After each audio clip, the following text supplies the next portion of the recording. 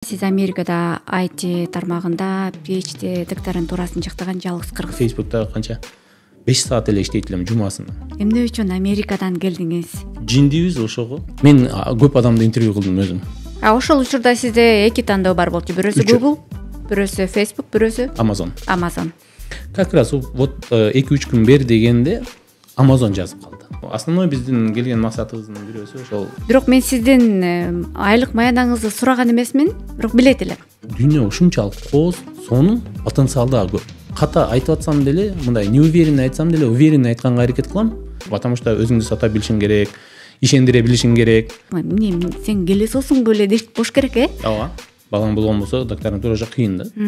Ошого биз баягы бүткөнгө чейин бала кылбайбыз. Бишкекте, Кыргызстанда жүрүп деле бузулуп кеткендер бар. Америкада жүрүп деле сонун болуп кеткендер бар. Кап дагы 2 жыл эрте келсем болмок экен дедим да. Я тоже так.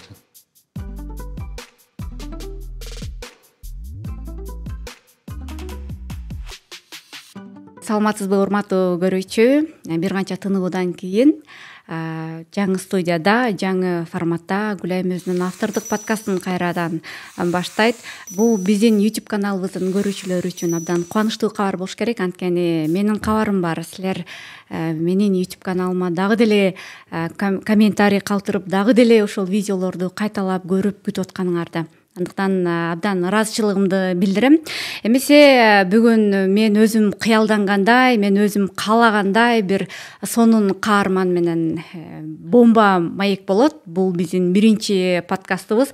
Ошондуктан мен өзүм дагы абдан шашып атам тааныштырганга. Эмнеге дегенде 18 жыл Америкада жашап, ошол жакта нолдон баштап бутуна туруп, ысык суугуна бышып, жана Американын эң мен деген гигант компанияларында иштеп, тажрыйба топтоп, карьера куруп, анан мына ошол карьераны, мына ошол чоң айлык маянан, ошол комфорт жашоону таштап Кыргызстанга келип, азыркы тапта Кыргызстанда жашап жаткан мекендешибиз Эмил Билгазиев. Эмил байке, студияга кош келиңиз.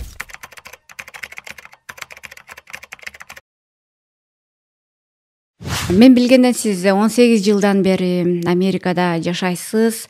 Ошол жакта Shell, LinkedIn, Uber, Snapchat, Facebook аттуу эң чоң компанияларда иштедиңиз. Ал компанияларга чейин аябагандай көп жолдорду басып өттүңүз.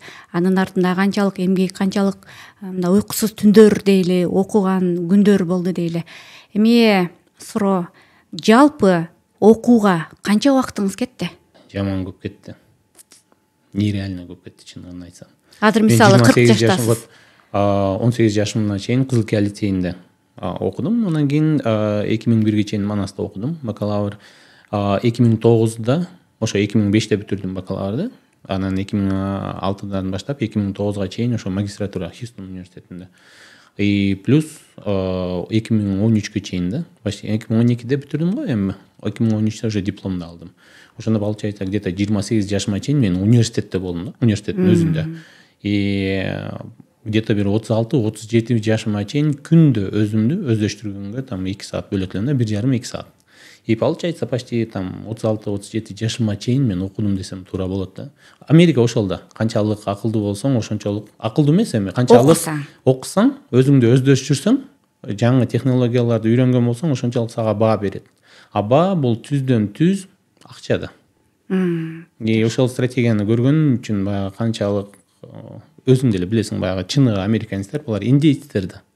Калган биз көргөн Трамп болсун, Клинтон болсун, Обама болсун, мен деген Сергей Брин, там Элон Маск мисалы тоже Южная Африкадан. Булардын баардыгы мисалы иммигранттар, баардыгы эле иммигрант.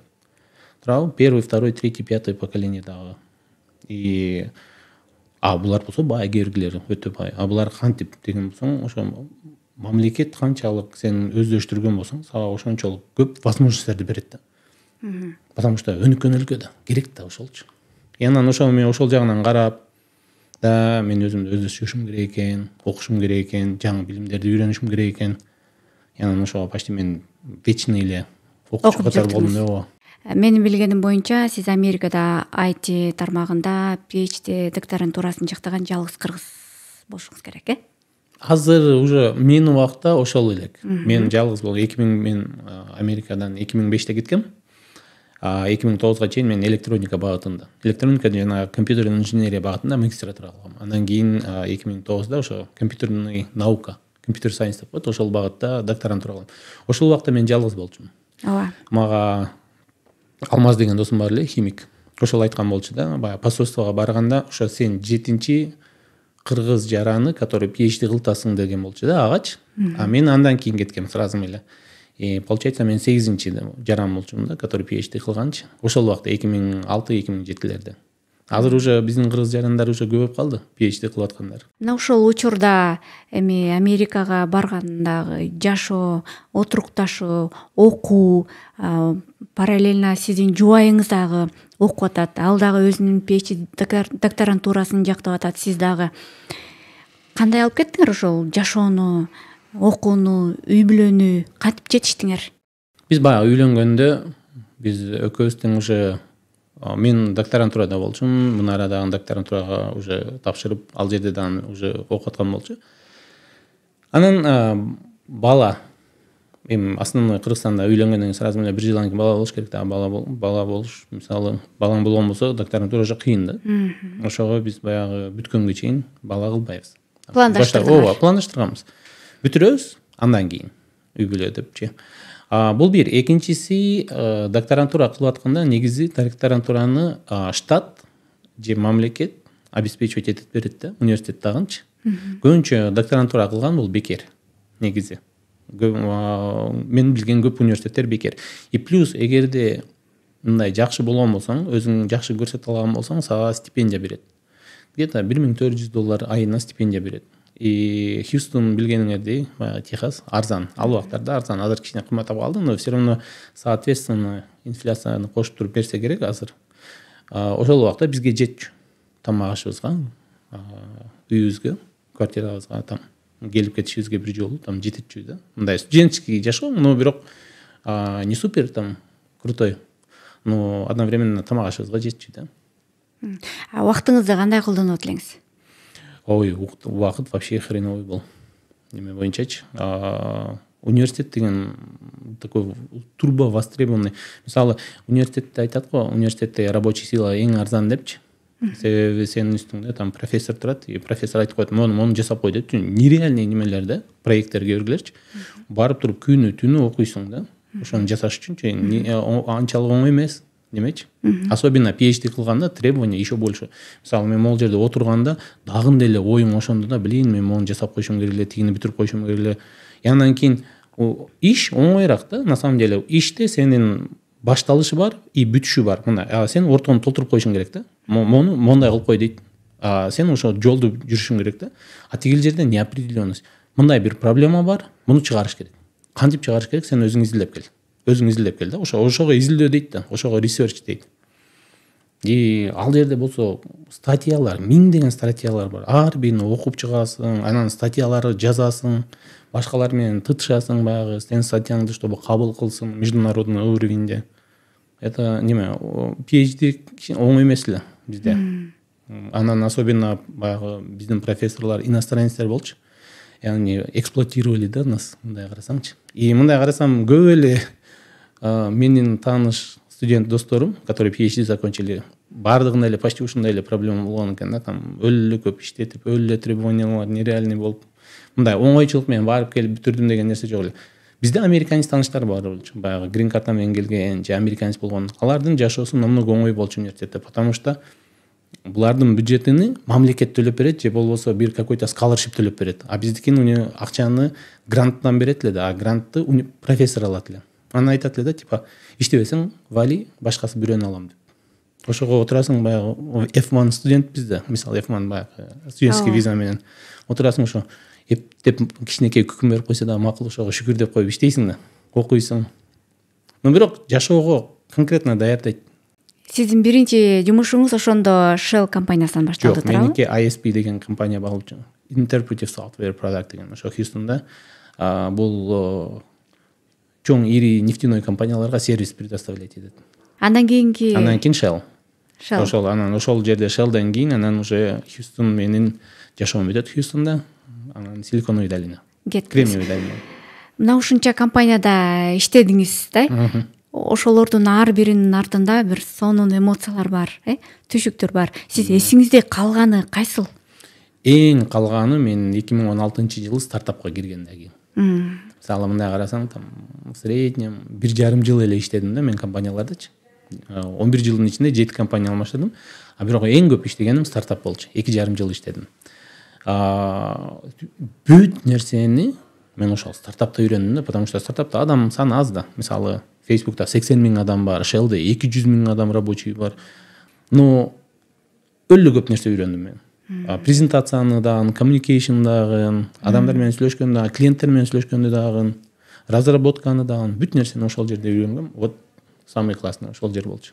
Жакшы. Айлыгы эң аз болчу. Ошол иштеген компаниялардан мындай средний соответствие баягы ошол уровень менен эң айлыгы аз болгон ошол стартап болчу меники, например. Бул компанияларда иштегенден сырткары сиз мисалы Amazon'дон 4 жолу чакыруу офер алгансыз. Дагы кайсы Snapchat'тан 2 жолу, Google'дан 1 жолу, Apple'дан 1 жолу, Uber'ден 2 жолу, чакыруу алгансыз. Facebook'тан 3 жолу, например. Facebook'тан 3 жолу. Ошонун арасынан Facebook'a эң соңку иштегениңиз Facebook болду да. Ошого киргендеги оферди кандай кабыл алдыңыз? Себеби биз кече кадр артында сүйлөшкөндө 1,5 сааттын ичиндеги чечимди сиз айтып бердиңиз да. Ошону айтып бербейсизби, жанагы нокатский вариант мененби? Вариант. Так. Мындай ушул убакка чейин мисалы мен иштегеним. ISP менен Shell'ды убирайм, это нефтяной компания, это Хьюстонда башка вариант жок. Ал жерде мындай технологический компаниялар жок да.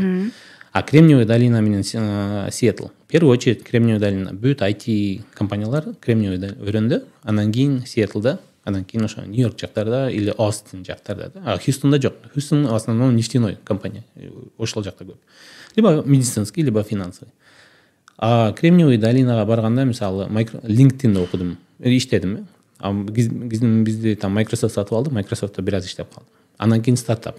Анан кийин мындай карасаң Uber, анан кийин Snapchat. Булар компания мисалы Кыргызстанда билинбеген бир компания. А на самом деле эң чоң баягы компаниялар ал жактачы. Эң чоң себеби кичинекей компания на самом деле. А бирок айлыкты эң көп берген компаниялар да. Себеби мисалы Facebook болсун, Apple болсун, Amazon болсун, Google болсун, ошого окшогон чоң компаниялар чет өлкөдөн адамдар тартылат. Булар брендовый компаниялар да. Анан ошого бир айлыкты берип коет. Анан келе берет да. Мисалы Uber барсын, Snapchat барсын, ошо Airbnb'ге окшогон компаниялар барса, булар тандабайт. Себеби билбейт да, уккан эмес. Анан булар тартыш керек. Тартыш үчүн булар Google'дан тартып алат да адамдардычы. Google'дан адам иштеп атат, нормально иштеп аткан жерден өтпөйт да, ар жакача ошого айлыкты көбүрөөк бериш керек. Ошого мисалы ушул компаниялар көбүнчө баягындай көп айлык берген компаниялар деп эсептелинет да. В среднем ошо Кремниевый долинада эле билинет булар. Биз Кыргызстанга уже келели деп атабыз 22-жылы. Анда Кыргызстанда буларды билбейт. Ошого мындай аты бар бир компанияларга кирип коюш керек. Ошол үчүн эле Facebook'ка кирдим. А так Facebook'ка кирейин деген ниет вообще ноль да. Муну баарына эле айтып келем ушул убакка чейин. Потому что чоң компаниялар мне не так уж нравится да. Канчалык чоңойгон сайын сенин немең ошончолук кичинерет. Баягы кызма жоопкерчилигиң неинтересный болот. Отурасың кичинекей эле бир нерсе кыласың. И так что эле мен акыркы жылдары Facebook'та канча 5 саат эле иштейт элем жумасына. И то билген жок. Мен уже Facebook'тан чыгып кетип бияка келгенден кийин даже билген жок. 2 айдан кийин билишти, что мен уже кетип калганымды. Ошондой да, баягы канчалык чоң, баягы маленький рыбка в большом океане дейби. Ошол сыяктуу болчу да. Кичинекей компаниялар өлө жагат. Баягы кичинекей бир нерсени кылгандан кийин 1 айда жасаган ошол продукцияң уже сеники уже в продукцию будет да, онлайнда көрөсүң, это интересно. Бул жака келгиш үчүн резюмеде туруш керек. Мындай да иштеди, тигиндей да иштеди деп ошо айта турган бир компания болгон үчүн Facebook ошого киргем. Ошол учурда сизде 2 тандоо бар болчу. Бирөөсү Google, бирөөсү Facebook, бирөөсү Amazon. Эмне үчүн Amazonго деле кирсеңиз болот эле, Google'га деле кирсеңиз болот эле. Эмне үчүн Facebook? Google мындай болгон баштап. Там бул жака келебиз. Анда тапшырайлы постоянно эле жазып турат ал жердечи, компаниялар жазышат, там бизге тапшырасың, биз менен сүйлөшөсүң, биз сенин там резюмеңди көрдүк или там профилиңди LinkedIn'де көрдүк, бизге келбейсиң деп турушат. Муну айтишниктер көп түшүнөт, билет. Google жазып калды эле как раз. Ладно дедим да, сүйлөштүк. Где-то 2,5 ай болду процесс.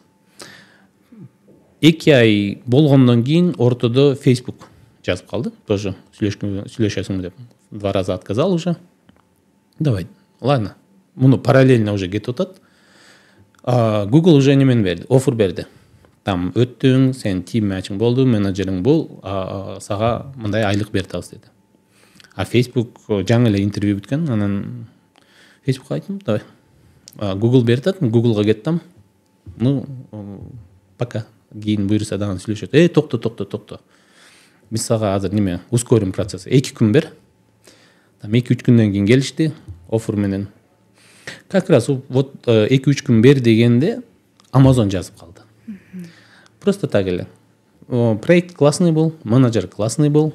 Баягы азыр китепкананы публикация кылганда через какой-то баягы эдиторский неме менен аркылуу кылсаң, булар напрямую ошону предоставляет, и там система нужна, экосистема полный. Менде ал опыт бар. Snapchat'та иштеп жүргөндө мен ошондой системаны кылып бергем да, анан ошо бизге кел дейт. Ошол процесс Amazondуку баягы бүгүн жазган болсо, эртеси интервью кылды. Ошо эртеси эле саат 5-те интервью бүттү, 6:30 уже оффер жөнөп жиберишти да. Биз сени жактырдык, сен бизге кел деп. Вот теперь 3 оффер болуп калды 2022-де, и теперь бири-биrini тынтыштыр да, нокатский вариант менен. Там Google'дыкын алып алып туруп Facebook'ка берип, Facebook'тукун Amazon'га берип, Amazon'дукун кайра Google'га берип. Ошондо сиз ошончолук бир талапка жооп берген күчтүү адистигиңизденби, же сиз өзүңүздү туура сата билгендигиңизден ушундай болдубу? Стратегичный болгондон, это точно. Это неметен. Бул биринчи очередь баягы сактабаш керек да. Бул Алла Тааланын насиби. Бул это не мое достижение да. Алла Таала ошол жерде болуп калганымды, ошончолук стратег кылып жаратып койгонуга, билим мен өлө көп билимдүү, таланттуу адамдарды көрдүм, которые ошону билимин сата албагандар. Бул башка неме да. Мен баягы немеге окшош да, баягы спринт бар го. Мисалы, там 100 метрге катуу чуркаган бар го.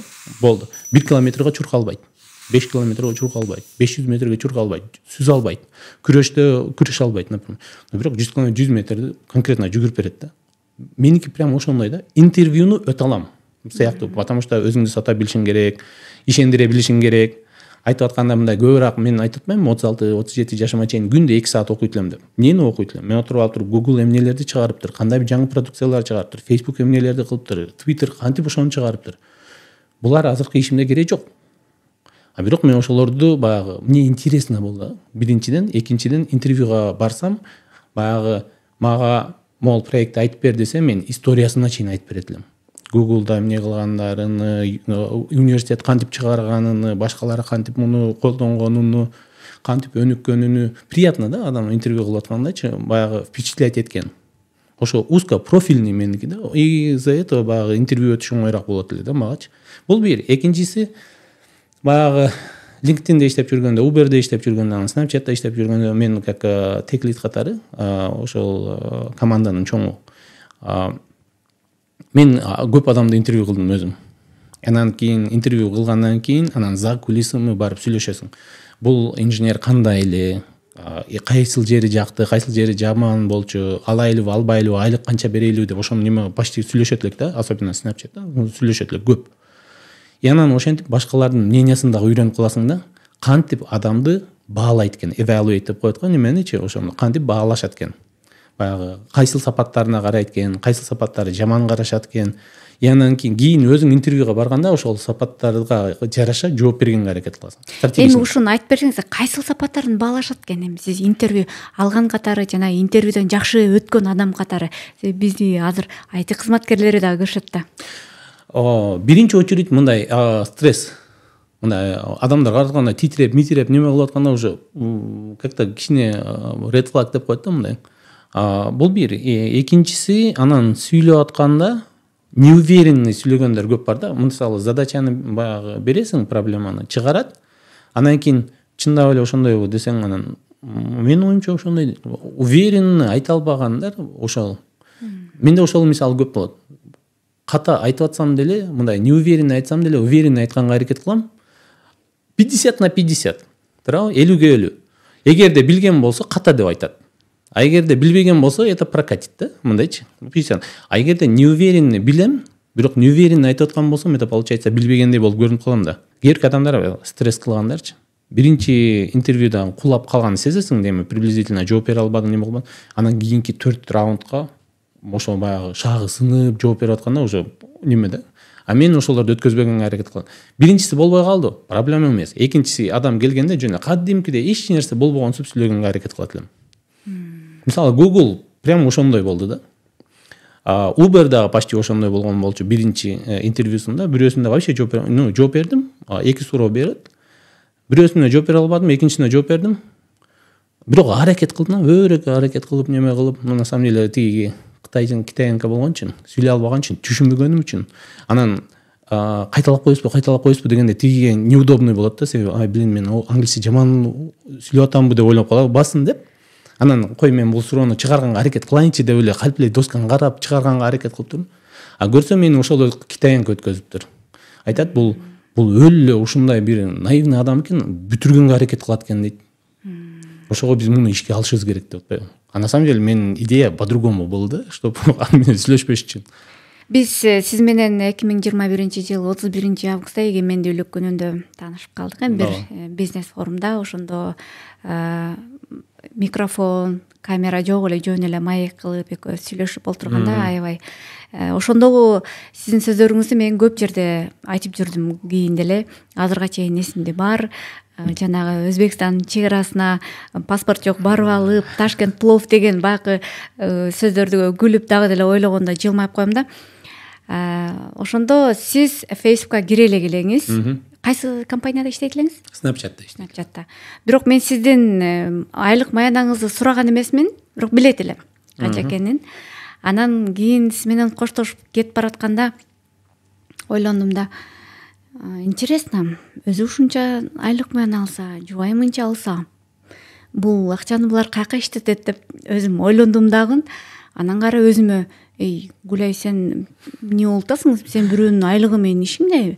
Давай сен өзүңдүн ишиңди кыл. Анан өзүм айтып, анан кетип калганмын. Бирок менин суроо бергим келген нерсе башка.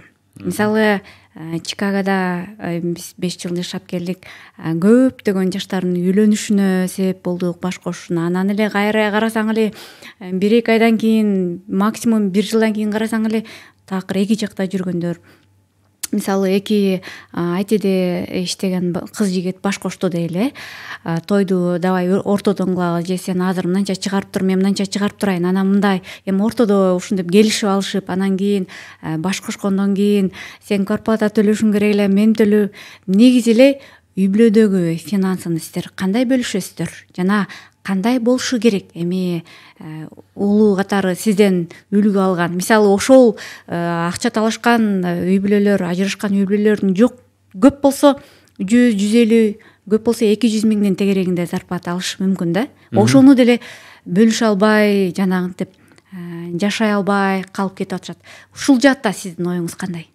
Биз мисалы, мен айылда чоңойгон үчүн, особенно сен примерно билесиң, туурабы, расход баягы зарплаталарды, айлыктарды. Анан ал баягы кичинекей эле бир проблема да, эгерде ошону төлөп койсоң, үйдүн квартирасын төлөп койсоңбу, тамак ашыңды төлөп койсоңбу, кафеде төлөп койсоңбу, бул баягы көп деле чоң бир неме финансовый жактан неме кылбайт да. Ал проблема эмес. Мы в одном стороне баягы мынтип тытышкан, билбейм, как-то немедей келбейт да. Но стоит этого. Лучше отуруп алып туруп, может, ладно, квартираны төлөп кой. Но бирок көбүрөөк иштегенге аракет кыл да. Баягы ошол мисалы мен Кыргызстанда деле байкайм да. Ну эми буну биз башкача чечебиз. Это уже неме проработанный опыт сыяктуу. Но бирок мисалы мен көп байкашым, вот Кыргызстанга келдик. Адам машина алат, анан сразу газ тактырып алайлы дейт. Экономить эткенгечи неме кылганга. Биздин неме андай эмес болчу да. Особенно меники андай эмес. Баягы в итоге акчаны чөнтөгүмдө калган акча көбүрөөк калсын дейбиз го, туурабы? Бул жерде эки нерсе бар. Баягы бир плюс, то что чөнтөгүмө келди, бир минус, то что чөнтөгүмдөн чыгып аткан. И в итоге чөнтөгүмдө азыраак, ошо көбүрөөк калса, ошол неме? Адамдар ошо азыраак чыгарганга аракет кылат да, что баягы затратам азыраак болсун депчи.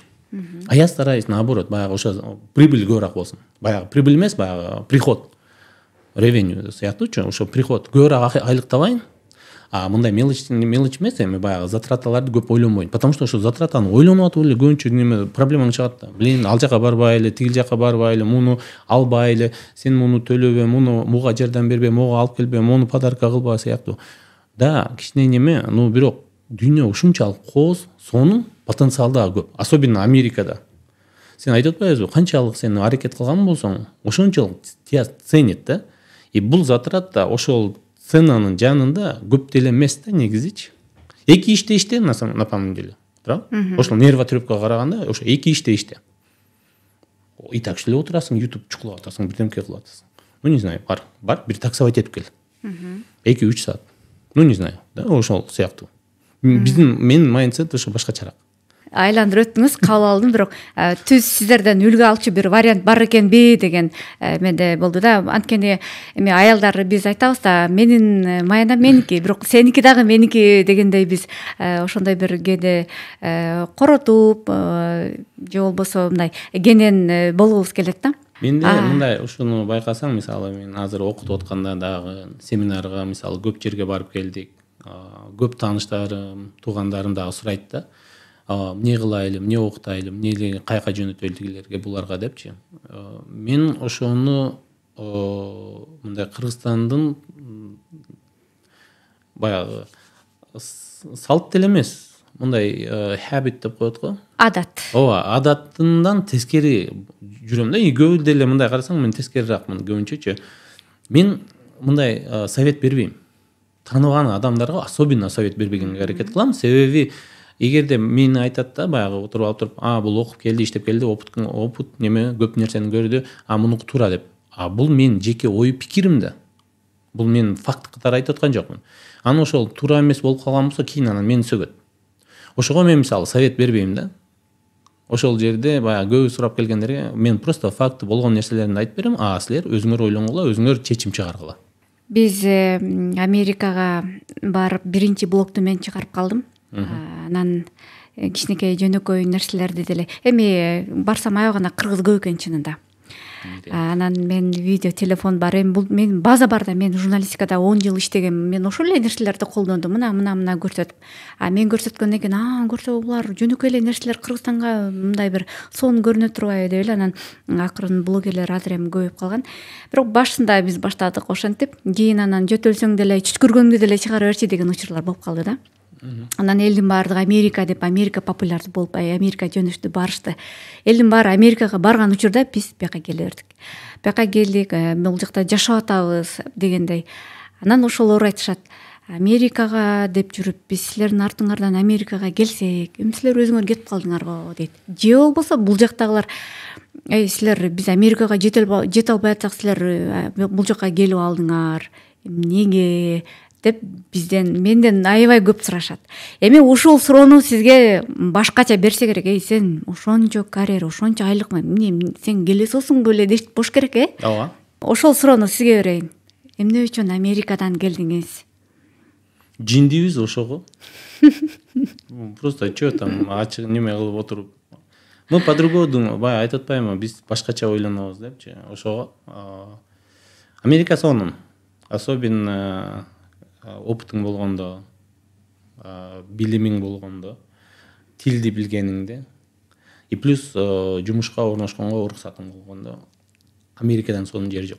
Канададагы келет, например, бирок андан башка неме жок. Иностранецтерге да, чет өлкөлүк адамдарга. Мисалы Германия андай эмес, Швейцария андай эмес, Англия андай эмес, Россия вообще немеге кирбейт, ал жерде болсо сен билимиң канчалык жогору болгонсо, сен деңгээлиң ошончолук жогору болду, бүттү, точка да. Сенин баягы биз мисалы интервьюда сен канча жаштасың деп сураганды жөн эле кой, сен кайсыл жерден келесиң деп сурай албайбыз, потому что может дискриминация деп ишке албай койсом кийин сотко берип салат да, дискриминация депчи. А биз бул жерде Кыргызстанда мен канттамын десе, блин, ишке кечигип калышың мүмкүн деп туруп албай коебуз да, туурабы? Ал жерде сурай албайсың да. Это не то, сен баягы кайсыл өлкөлүксүң. Ошол жагынан Америка вообще сонун да негизичи. Страна возможность. Но бирок өзүң байкаганыңдай Америка мындай ограниченный бүт нерселердечи, баягы жол чизилип берген, инфраструктура курулуп берген, бүт нерсе план кылып берген, ошону менен жүрөсүң да. 2027 апрелдин 18-inde каерде болот десең, ошентип айтып бере аласың да, мен могул жерде болом. Канча айлыгым болот, тоже айтып бере аласың да, монча менде примерно болот деп. Мындай динамичный эмес да, монотонный боло. Эртең менен баягы каждый понедельник почти окшош. Өзгөрбөйт, болчу. Понедельниктен пятницага чейин, например, суббота күнү там продукт аласың, воскресенье күнү достор менен жолукканга аракет кыласың. Чикаго башкачараак, кичине там алмаштырат, более вероятно почти ушундай да, мен көргөндөрүмчү. Анан экинчиси көбүнчө бирөөгө иштейт. Мен IT сектордагы эле айтып атам. Анан кийин жөн отурганда деле дагы деле оюң немеде да. Блин, ошо 2 айдан кийин азыр перформанс ревью бар деп коет, баягы отчет да, типа неме өзүң жөнүндө айтып беришиң керек, жазышың керек, же болбосо проект бар, ошону бүтүрүшүң керек. Мындай ой всегда ошол жакта болчу да. Свобода жок. Эртең менен турсаң деле уйкуң келип атат, барышың керек ишке, все равно да, по-любому. Кыргызстан жаккан жери мага то, что динамичный, биле албайсың да. Бүгүн кечинде мен кайсыл жерде болорум белгисиз да. Жумушка ушул настроение менен барышым дагы белгисиз. Ал дагы белгисиз да. Мындай поддерживать, люди поддерживать могул жакта. Да, неме баягы биздин среда башкачараак бул жакта. Аны деле мындай кабыл алам да. Бишкектин тышына чыксаң, мисалы, жашоо башкачараак, аны деле кабыл алам. Но бирок болгондой кылыш керек да. Баягы менин жеке случайда для меня, мисалы, Бишкек, Кыргызстан жакшы. Свобода жагынан, возможность жагынан Кыргызстанда деле иш кылсаң болот экен. По-другому, не в таком крутом IT секторе, но бирок ошол колдонгон навыкты, стратегияны, потенциалды, мисалы, Кыргызстанда колдонуп деле ошону баягы кылсаң болот экен да, бул жердечи. Да, ошончолук таба албашың мүмкүн, кичине көбүрөөк тытынышың керек, но бирок качество жизни, это баягы жашоонун качествосы жашагандай болосуң, кичине башкачараак да. 30-40 километр нары жака чыксаң, то тигил жака барсаң, башка тамак аш бизге жакыныраак. Мен мисалы айылда чоңойгон үчүн, мисалы бизден балконскийлер бар, тааныштарым, досторум. Аларга Америка жагат. Потому что алар баягы айылда чоңойгон үчүн, тоодо жүрбөгөн үчүн, мал бакпаган үчүн, айылда иштебеген үчүн, ошого может быть аларга неме мындай экөө бир эле да. Этаж үйлөргө караганда тиги небоскрептер еще круче келсе керек. А бизде мен кичине тоого жакынмын. Мен өлө жакынмын тоого. Постоянно эле тоолордо жүргүм келет да. Отуруп алып, жөн эле бир термоста чайымды алып алып, ушинтип карап отурсам, это мне кайф. И особенно баягы бир дедлайн болбосо да, типа мен барышым керек, бүтүрүшүм керек, кылышым керек дегенчи. Ошол жагынан бул жака келдик, былтыры көрдүк. Баягы временный келгенбиз, тоже көрөйлүчү кандай экен деп. Анан азыркы учурда жагып атат, балдарыбызга да жагып атат. Балдар кайсыл тилде сүйлөшөт? Эми билесиң да, Америкада төрөлүп, Америкада кичине чоңоюп калгандар англисче сүйлөшөт. Биз кыргызча эле сүйлөйбүз. Үйдө мурдатан эле кыргызча сүйлөйбүз, кыргызча сүйлөшөт. Азыр орусчаны өздөштүрүп атышат. Себеби мектепте орусча сүйлөйт да балдарчы. Бишкекте билесиң. Биз кыргызча сүйлөйбүз, анан бирок кээде өздөрүнүн арасында англисче сүйлөшөт. Анан кээде бизге сүйлөгөндө англисче сүйлөп коет, кээде кыргызча сүйлөп коет. Бизге да урушкан болсо точно англисче, чтобы жетсин да, болбосо кыргызчадан которуп отурат да, мындай, чтобы напрямую без перевода жетсин деп ошо. Ошол биздин эфирден сырткаркы маекте баягы 2021 сиз айтып калдыңыз эле. Анда пандемиядан кийин көптөгөн мектептер онлайндан офлайнга өтө элек ушундай мезгил болуп атты эле. Офлайнга өткөн учурда деле мен балдарды мектепке жибербейм, онлайн окушат дегенсиз да. Мунун себеби эмнеде эле? Негизи эле баланын тарбиясы тууралуу, Америкадагы баланын тарбиясы тууралуу айтып берсең. Биздин 2016-да неме Америкада ошо бир байке менен жолугуп калганда, бул психолог неме да, такой психолог. детский немелер менен. И ошондо айтканда то что баланын 85%, жок 80% деди, чөйрөдөн деди. Чөйрөсүнөн 15% ага мугалиминен, 5% сенден.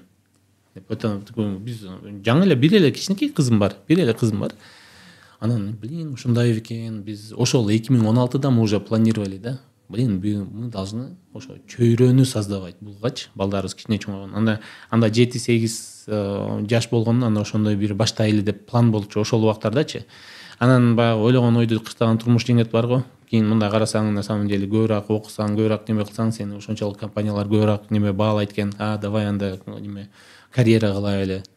Кийин анан мындай 2022-де уже баягы пандемия болгондон кийин мисалы үйдө карайсың, угат, неме кылат, анан кайра сабакка барып баштагандан кийин уже укпай баштайт, немеси мүнөзү өзгөрүп баштаганын көрүп баштайсың. Же бир Американын культурасын байкап баштайсың, үйгө алып келип баштайт. Ошондой немелер бар. Анан кийин мынтип ойлонуп отурабыз. Бизде эки вариант бар, который два уже разделяется, ошо экиге бөлүнүп кетти да, эки жолгочу. Либо азыр биз карьерабызды кылып кетебиз, бул кызыбыз мындай менен кетет, кийин анан туташтырганга аракет кылабыз, бирдемке кылып туруп. Канча энергиябыз кетет, канча акчабыз кетет белгисиз. Бул биринчиси. Экинчиси болсо, либо азыр Кыргызстанга уже жылы беребиз. Карьера кетет, неме кетет. Эң азынан баягы все равно баягы жалаңач келдик, жалаңач кетебиз деген сөздө все равно баягы андай болсо деле, мындай болсо деле все равно неме кетебиз. Биз на самом деле өзүңүз билгендей карьерный ростты эми баштап атканбыз. Биз жетелик, биз пик еще там есть, много есть, потенциал еще көп болчу да. Жаңы эле чыгып келатып, анан кийин Кыргызстанга келген кичине туура эмес. Көбү ошону бизге суроону ошону берет да. Жаңы эле неме кылсаң, эми көтөрүлүп келатсаң, эми мындай крутой болуп келатсаң, ошонун өздөрүнүн келбей туруп кетип калганың туура эмес го депчи. Мисалы көбү дагы эле айтат ошол жагынан. Азыр көрсөк, на самом деле отуруп алып туруп, мисалы менин көп досум азыр уже кайра неме, мени тааныган 1-2 досум уже там кетишти. Бирөө кетти, полностью Турцияга кетти. Бирөө уже чыгып атат. Бирөө азыр паспортун алса тоже валю дейт. Немеден ошол чоң эле компанияданчы. Себеби башка жакта жашоо бар экенин көрүп атат да. Бул бир ошол основной биздин келген максатыбыздын бирөөсү ошол балаларыбыз. Экинчи максат бул биз ушунча опыт алдык, ушунчалык билим алдык. Ошо ковидте байкап калдык да, анан кээ тааныштар, тукандар өтүп кеткенде анан кокустан биз дагы ушинтип кетип калган болсок, биз аркабызда эмнени калтырдык, ошо баягы как садака катары ушунчаны опыт алдык, билим алдык. Биз муну эч кимге бөлүшпөдүк да депчи. Давай ошого бөлүшкөнгө неме кылайлы, бир там жөн эле университетте бар 1-2 саат мындай семинар берип турайлы деп. Анан ортодон эле Кокустан Салымбеков университет чыгып калды. Аскар Салымбеков менен ошол Амангелди менен Эсенгелди. Ортодон чыгып калып эле анан университет болуп калды. А так бизге Кыргызстан азыркы мындай эки жактың жагат бизгечи. Эки жактын деле плюсу бар. Эки жактын деле минусу бар. Минустары, эки жактын дагы минустары почти жоктой бизгечи. Америкада бизде минус почти жок эле да. Минус это просто туугандардын жанында эмес да. Бул минус деле эмес да болчу. Кыргызстанда мисалы мындай Америкадагыдай мындай потенциалдуу ишканалар жок деп айтасың, бирок мисалы башка иштер толтура болуп атпайбы? Ал деле минус эмес да. Мындай эки жактан бизге плюс. Просто кайсынысы көбүрөөк плюс. Бизге ошол болчу. Данный момент Кыргызстан жагып атат. Более чем плюс, чем в Америке. Это биздин неме кейсте да, потому что бизде опыт бар. Американын докторантурасы бар. Резюме немебиз бар. Калган и плюс тил, пил, неме кичине там тааныш билиш дагы бар. Бул биз үчүн мисалы Кыргызстанда деле жашап кетебиз, Америкада деле жашап кетебиз деген мааниде да. Эгерде сен мисалы Америкада дипломуң жок болсо, Кыргызстанда сени баалабайт да. Бизде мисалы университет баалаган себеби это опыт менен неме ошол дипломубуз болгон үчүн да. Болбосо буларды баалабайт эле да. Башкалары менен иш кылбайт эле эгерде мен тажрыйбам болбосо. Ошол сыяктуу биз үчүн өкө тең плюс да. Башкалары үчүн это уже баягы мындай асма менен жердей болушу мүмкүн. Сен опытың жок болсо, бул жакта баалабайт. Катуу иште билимдүү болсоң, опыттуу болсоң, ал жак может лучше да. Ошол сыяктуу. Бюджетиң өлө көп болгон болсо, лучше может Кыргызстан сага лучше. Америкада азыр эмнеден этияттанышы керек ата-энелер же биз балдарды алып качып этияттап аткан нерсе эмне? Менин жашоо көбүнчө мындай да, баягы бизге мындай башкача кылып айтып бергенге аракет кылайын эле. Бизге мисалы интервью кылып атканда өлө көп суроо сурайт эле. Бул суроону мен азыр окуучуларыма өлө көп жолу сурайм. Кайра эле бир окчу кайра ошол эле суроону берем. Баягы where do you see yourself in 5 years дейт да. Баягы сен өзүңдү 5 жылдан кийин кайсыл жерде көрөсүң? Баягы ким көрөсүң? Ким болуп көрөсүң дегенчи сыяктуучу. Бул суроонун мааниси мага отуруу, ойлонуу, баягы 2-3 жыл конкретно неме кылып туруп, суроо на самом деле терең суроо экенин байкадым да. Бул кийинки 5 жылда ким болгуң келет? Кайсыл жерде болгуң келет? Деген не суроо эмес, на самом деле элестет 5 жыл мурун эмне кылдың, азыр каердесиң сыяктуучу. Андан кийин ушул эле суроону мен баягы өзүм балдарыма да кичине неме кылдым да. Кийин чоңойгондо мен айта аламбы, что мен аракет кылдым максималдуу түрдө. Менде ошондой бир арманым болбойбу? Азыр отуруп алып карьерный өрөсмөн кетем, но бирок балдарыма бере албадым деп айтам да. Ошого өлүп кетсин. Карьера неме кылайлы? Просто келейли. Биз дагы почти силерге эле окшош. 5 күнгө билет алгам. Кыргызстанда бир карайын канча экен, мектеп канча экен, тамак аш канча экен, жашоо канча экен, квартиралар канча экен деп эле. Анан 5 күндөн кийин эле уже бат-бат бул жака келе бердик да. 1,5 айдан кийин эле мунара кайра келе берди бул жака. Неме кылып. Биздин максат ошол баягы кийин арман кылбайлы. Да, биз аракет кылабыз. Бул баягы мисалы Бишкекте, Кыргызстанда жүрүп деле бузулуп кеткендер бар, Америкада жүрүп деле сонун болуп кеткендер бар. Но бирок эң азынан биз аракет кылдык дегенчи. Бул жерде кружоктор бар, кыргыздар бар. Мисалы баягы кичине тарбия башкачараак, бизге жакыныраак, эми биз айылда чоңоюп неме болгон үчүн мага кичине жакыныраак да. Кичине контроль кыла алам. Эң азынан баягы жаман болуп кетиши да мүмкүн, жакшы болуп кетиши, Кудайым эми бул насиби да. Бирок эң азынан мен кийин өзүмө айта алам да, что мен ушуну кылдым силер үчүн депчи. Америкадан келатканда дагы ошону атай документальный кылып келгенбиз да. Кызым кара, балам кара, биз кетип атабыз, ушу силер үчүн ушундай сонун карьера, мындай компанияларда иштейт элек, неме кылдык элек көрүп, көрсөтүп, чтобы кийин айта ала тургандай биз аракетибизди кылдык. Эми силерден калганы. Дальше мы не можем, да, максималды. Америкада жүргөндө биз мынчалык кыла алат белек, ону билбейм.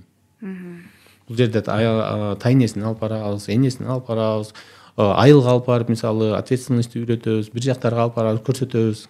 Кээ бир үй бүлөлөр биз сыяктуу балдары менен алектенет, кээ бир үй бүлө такыр алектенбейт. Тигил деле жүрөт го. Ошол сыңар бул жакта деле жүрө беребиз, өсө беребиз деген болушу мүмкүн. Бул жөндө балким ой жүгүртөт, балким ойлонот, ойлонбойт. Но биз өзүбүздүн балдарыбыз жөнүндө ошентип ойлондук. Сиздин дагы жоңуңуз ошо мага аябагандай жакта.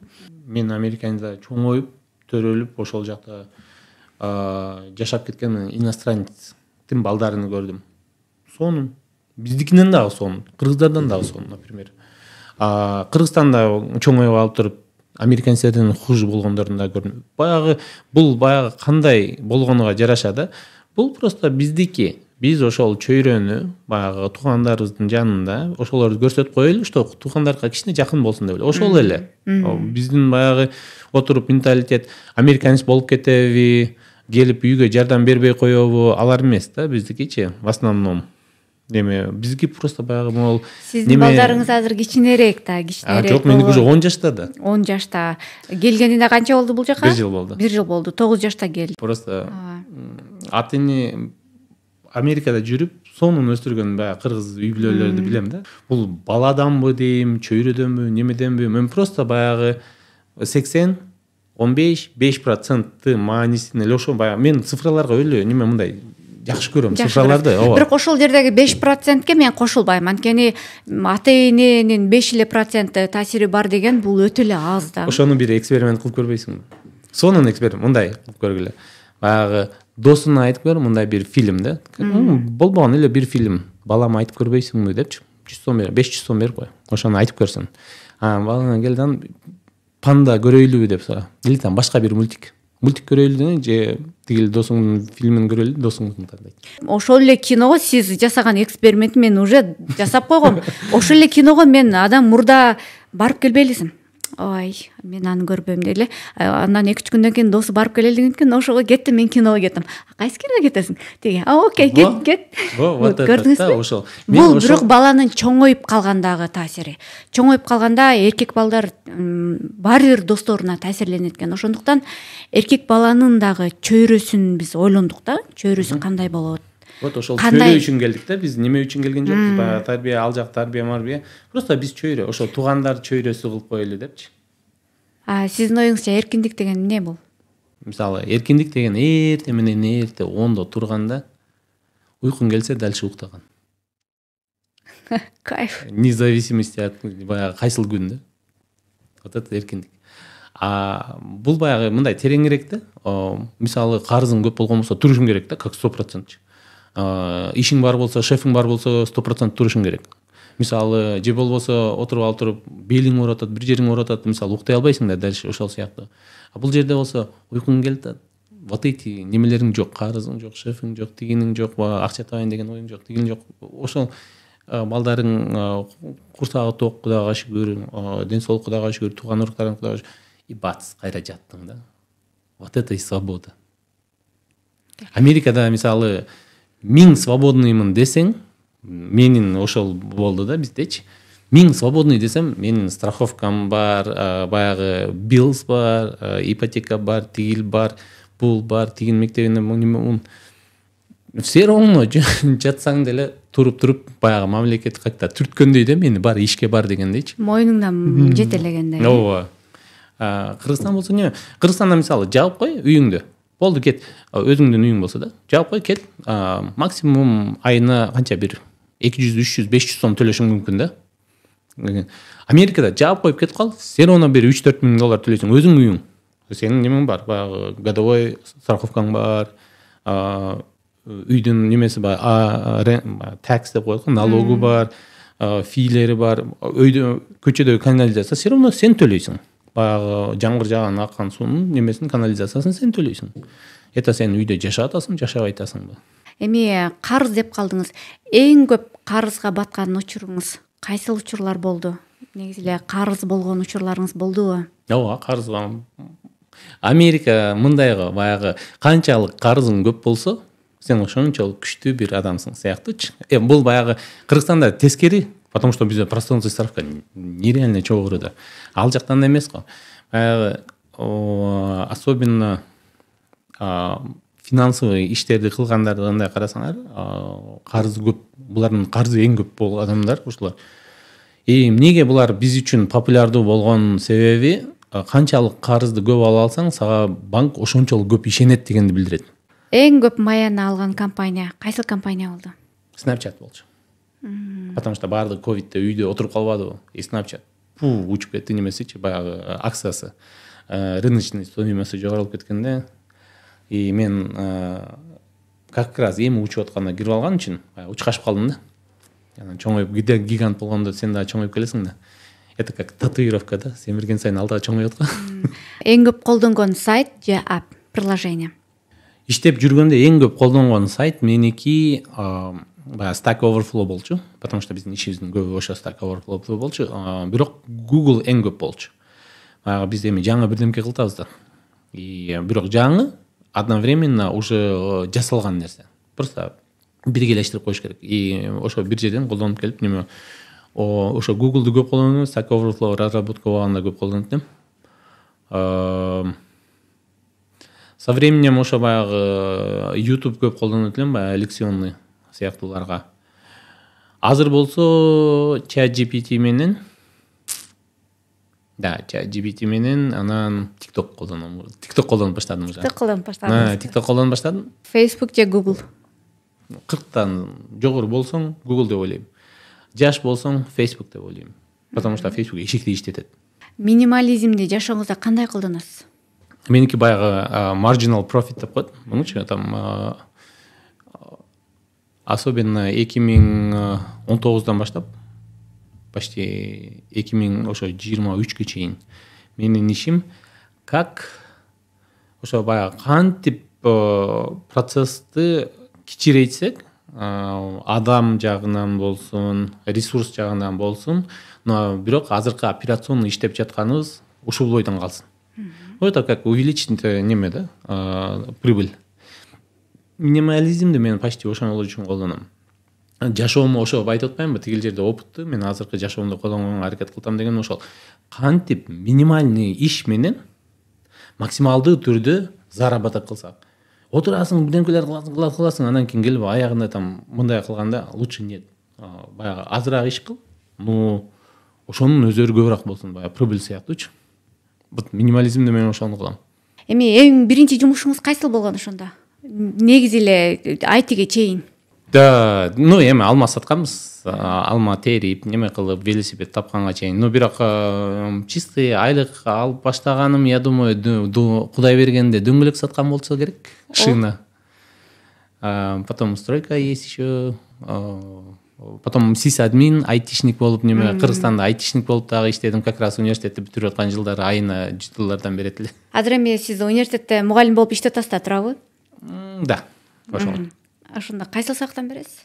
Азыр программинг language'тен берем, Android programming берем и плюс algorithms берем. Анда бүгүн келип маек куруп бергендигиңиз үчүн ыраазычылык билдиребиз.